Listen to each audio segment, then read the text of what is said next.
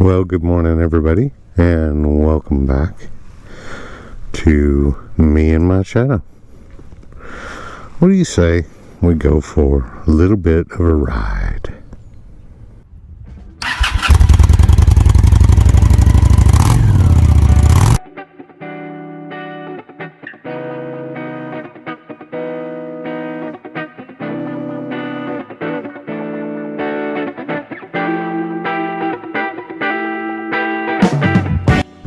Working on different things to be a little bit more safety conscious.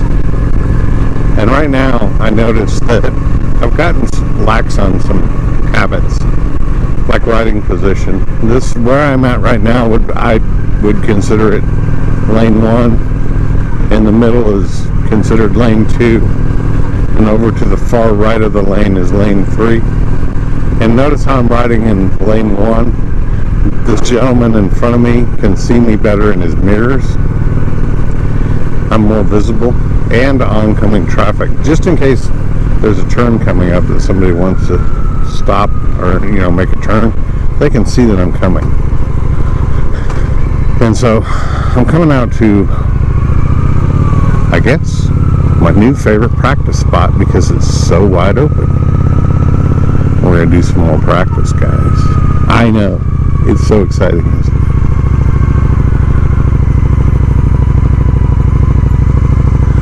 But what I wanted to talk about today, besides don't forget to turn your turn signal off, is counter steering. And counter steering is super important. It's also super easy, and I think we do it a lot without even really knowing that we're doing it. When you're riding down the road, and let's say you want to go to the left or to the right, which way do you think that you would? It's not about turning the wheel. It's about putting the bars. It's about putting pressure on the bar, which way you want to go. Let me demonstrate. This time, I want to go right. So let's say this line in front of me here is a road, and I'm going down it here, and I just suddenly want to go over to the right. Maybe it's a slow curve to the right, and start this out slow if you're practicing counter steering. There's more aggressive if you want to swerve. You can push a little harder and stuff. Well, let me just demonstrate to the right. I want to get up to a good amount of speed. See how the bike just did that on its own? Let me show you that again. And I don't know, hopefully I've got my motorcycle camera here angled so that you can see it, but here we go. This time we'll go to the right again. We'll go back to my line. I've got the steering straight. See that? And the same is true of the left. Okay, we're starting out. This time we're going to go to the left. And all I'm doing is I'm pushing forward. Watch. It doesn't take much. So if you're in a situation where, let's say a car is beginning to back out, say you're in a residential area and a car is beginning to back out, they don't really see you, it doesn't make a whole lot of sense to slam on your brakes. What you can do is swerve. And to swerve, let's say I had to swerve out to the left. Go around something. You see that? Practice your counter steering, guys. It's so important. It'll help you. The bike, you don't have to do much work with it either. The bike will really do the work for you, which is the beauty of it. Now we'll try it again here. Going down the road. Say it's a curve to the right. Just a slight push. See how I did that? And now I'm going to the right. You don't have to really push hard, because if you do, you're going to swerve a lot faster, or the bike's going to turn a lot faster. This time we'll go to the left. Arm straight. See that? We just got over. It's nice and smooth. Another thing, and now I'm pushing to the right to make that turn. See, I just made a swerve, not a swerve, but a curve, right? So it's a very finesse maneuver that allows you to maneuver the bike and let the bike do most of the work. Now obviously you're doing a U-turn, you're actually going to turn the wheel, or I am anyway. And we'll set back up over here. But I noticed from my last video that I really need to work a little bit more on my slow speed skills. So one thing I'm going to do, and I thank Moto Jitsu for this, is go through a series of exercises either when you start riding or when you're done riding before you head home, and just take 5 minutes and do some figure eights, do some slow turns. The space between this middle line and that curb line over there is pretty large. So what I'm going to do is I'm going to just go ahead, start out, and from this line I'm going to just do some figure eights. No particular, there'll be big ones, but let's go to the left, like that,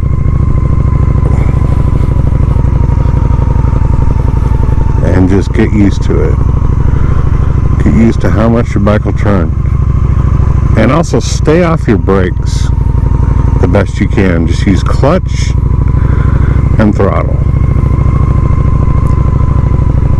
Clutch and throttle. And the more that you practice doing this, number one, the more comfortable you're going to get with the bike. And number two, the tighter you can start to make these U-turns. Alright? Not U-turns, figure eights. I don't know what I'm talking about. Another thing that I would practice too is practice staying loose. Don't tense up. Because the more tense you are, the more jerky your motions are going to be on the bike. The more you're going to jerk on that throttle. And you don't want to do that. You want to roll. And let out. Very smooth. Very smooth. Just like braking. Very smooth. Pulling the clutch. Smooth. Keep your eyes up. Keep your head up. Don't look at your brake. Don't look down at the ground. Keep your eyes up. And when you're wanting to turn, let's say I'm going to come up here and I want to take a right. I'm going to come up to this. And before I worry about anything else, I'm going to worry about stopping. So I'll turn my turn signal on. And I'm going to begin to stop. Nice and smooth, nice and slow. Don't be jerking on it. Come to a complete stop with your eyes up looking around. Then you can look around and you can say, okay, which way do I want to go? Well, I want to go to the right. So I'm going to point my head that way and I'm going to look to where I want to go. In this situation, this is just a short right turn, so I'm just going to go right there. So I'm going to start it out. I'm still in first gear, keeping my head turned. Stop again. Look. Turn my signal on. Got a truck coming this way. Now, I'm going to go ahead and turn out onto this road, but I want to make sure that I'm looking where I'm going. So my head's up and I'm looking to where I want to turn. And here we go. Turn your whole head. Point your chin to what area it is that you want the bike to go. So just a few more little safety tips for you guys. And guys, I honestly think that if you just spend some time doing that, especially if you are a brand new rider, or it's a bike that you're not familiar with, maybe you just got a new bike or something like that, I honestly think that just taking 5 minutes a day. Now look, I'm counter steering, see, pushing with the left to go around these curves. Now this is going to curve to the right, counter steer, see, push with the right, and you don't have to push very hard. The bike will just do all the work for you. Anyway, I really think that by practicing these skills, there's a lot when you first start riding a motorcycle to be concerned with. I mean, there's a lot coming at you. It's almost like sensory overload. And it's important that you can get the basics down before. It's like, I guess you gotta learn to crawl before you can learn to walk, right? Walk before you can run. Don't get a bike and think that all of a sudden you just have to, I don't know, go out there and do a 80-mile freaking interstate run. It's crazy. You'll kill yourself.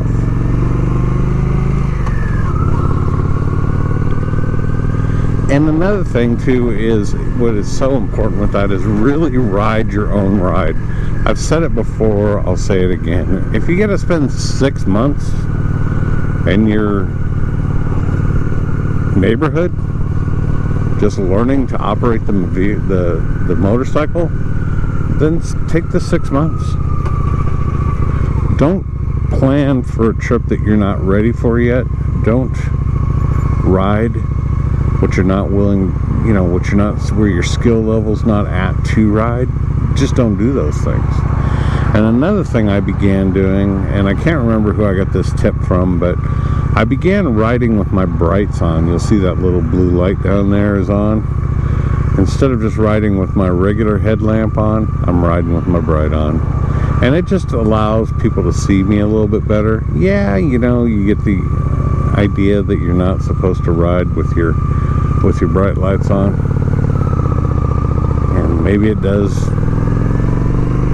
I don't know, irritate people a little bit. I'd much rather be an irritant, because they're going to know I'm there, than be invisible. But riding your own ride also means that you're comfortable. I've always ridden where I'm comfortable. One of my biggest still concerns is riding interstate. I don't like to do it. I will do it. And I'm going to throw some videos out there about how to get started on riding on the interstate, because there's a lot happening when you're on the interstate. But I also am not a real big fan of riding in groups. I'm just not. I'm more of a solo rider. I've always been the kind of rider that probably doesn't listen to a whole lot of music. Now, granted, I haven't gone across country, and it might get pretty boring, and I may turn some music on at that point, but for the most part, I enjoy being able to hear everything around me as much as possible, as much as the helmet will allow me to do. And it just feels to me, and maybe it's age, I don't know, it just feels visually and sensorily sensing, like all my senses are much more acute and aware when I don't have that distraction of the music. And guys, there's tons of stuff that can distract us on these motorcycles. You've got your GPS, you've got your motovlog helmet. If you are a YouTuber, that can be very distracting, because you're worrying about, where's my camera pointing? What am I going to say? Blah, blah, blah. So those of us that talk into our helmets and put it on the internet, we are definitely challenged as far as that goes. We have an extra added challenge that we've added to ourselves. Not only just the motorcycle, not only just riding and paying attention to cars and all the other safety stuff, we decided to throw in talking and filming at the same time. Anyway, guys, I just wanted to throw in a couple of other short little clips about riding, kind of let you guys know that it's never, I've been riding for years, but I've gotten away from a lot of the safety stuff that is really important. And when I filmed that video, the last video I put out about slow speed turns or slow speed maneuvering, I realized I am so rusty at doing slow speed stuff that I felt like I was kind of dangerous to myself, and that's never good. So I might suggest what who I consider a grand expert would be Moto Jitsu suggests is, when you go out for a ride, make sure that you just spend 5 minutes, go find a parking lot, spend 5-10 minutes just doing some figure eights, practice some U-turns, and do it at your own pace, guys.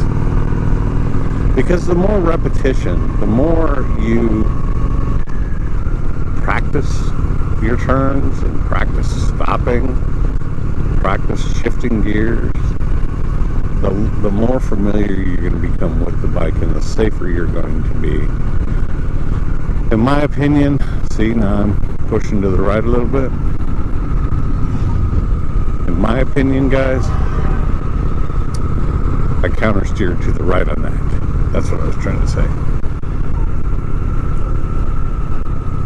In my opinion, the quicker or the more comfortable you become with the actual controls and actual operation of your own motorcycle,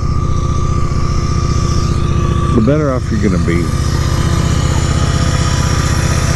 I don't think I'm going to have enough to trip this sensor. I don't think I'm going to have enough weight to trip this sensor on this light. But the more familiar you become with your motorcycle, the way it operates, the way it handles, how fast it accelerates, and the more you become familiar with just the controls and how it maneuvers, the better off you're going to be in looking for other safety hazards, like other cars and traffic and all those other things. Plus, you know, it's always a good reason to get out and ride. And, you know, if your significant other has been missing you because all you've been doing is riding that damn motorcycle, you can let that significant other know, hey, I'm just trying to do it for you. I'm trying to be safe so I can come home safely to you every day. That's why I'm doing all this. It's not for the pleasure. It's for the satisfaction of knowing that I'm safe and that I'll be coming home to you. I'm just kidding, but actually, it's a good thing to practice at. So whenever you get out there and ride, just make sure that you're actually practicing what you're doing. And getting to know your motorcycle is a good, safe way to do that. You may be wondering why I pulled over into this trailer park. It's because it's one of my commercial properties that I take care of with the lawn mowing service. And it's been a while since winter has happened that I've been down here. Oh, we used to mow this whole area here. It looks like they put a home here. Good. So I'm just kind of checking it out to see how it looks. And it doesn't look like it really needs much work.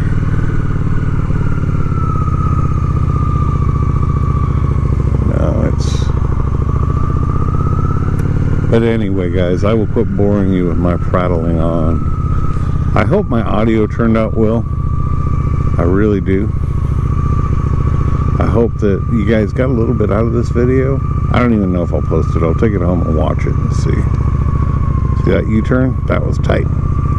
Didn't even have to put the foot down. So, everybody take care. Have a wonderful day. No matter what you do, be safe. And guys, keep in mind, as I always try to remember to say, turn my turn signal off. As I always try to remember to say, it is definitely not what you ride. Guys, it's that you ride. Not ep.57 for me and my shut up. I'm signing out, guys. Have a great day.